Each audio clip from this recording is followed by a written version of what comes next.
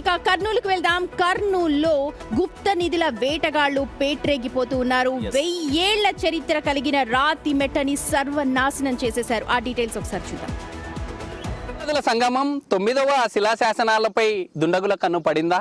పాత ముసలిమడుగు గ్రామంలో ఏం జరుగుతుంది? ప్రతి అమావాస్య రోజు దుండగులు త్రవ్వకాలు ఎందుకు చేపడుతున్నారు?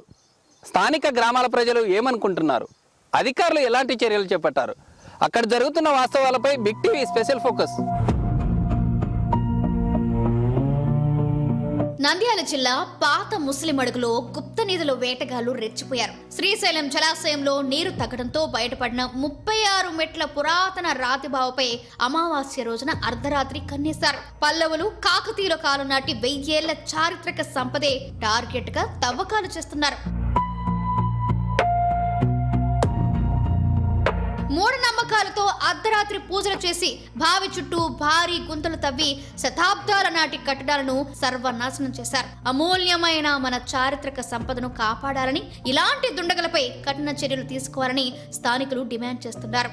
ఇప్పుడు ఇక్కడ బంగారం ఉందని డౌట్తో వాళ్ళు ఇక్కడ దోయినారు బాయి. దానిలో ఉందో లేదో తెలియదు. దోయినారు వాళ్ళు. దీనికి ఏమైనా తీసుకొని మీరు చర్యలు తీసుకొని. అప్పట్లో ఈ ప్రాంతాన్ని పాలించిన పల్లవులు, శాతవాహనులు, కాకతీయులు కొంత నిధిని ఈ ముస్లిం అడుగు కోట లోపల రాతి మెట్ల దిగుడు బావిలో దాచారన్న చారిత్రక నానుడి ఉంది. పూర్వం కోట చుట్టూ కందకం తవ్వి ముసళ్లను కాపలాగా పెట్టడం దీనికి ఆ పేరు వచ్చిందని, ఇక్కడ వెండి నాణ్యాలు, పంచలోహాల విగ్రహాలు దొరుకుతాయని గ్రామస్తులు చెబుతున్నారు. వాళ్ళు నీళ్ళు పోతేనే వచ్చి ఎండాకాలం ఎప్పుడంటే అప్పుడు తొక్కుని బుద్ధి ప్రకారం పోతున్నారు. ఎవరు ఏమో జేసీబీలు పెట్టి మొన్న కొందరి బాయి అని తొగినారు. ఊళ్ళో చాలా బాధపడుతున్నారు.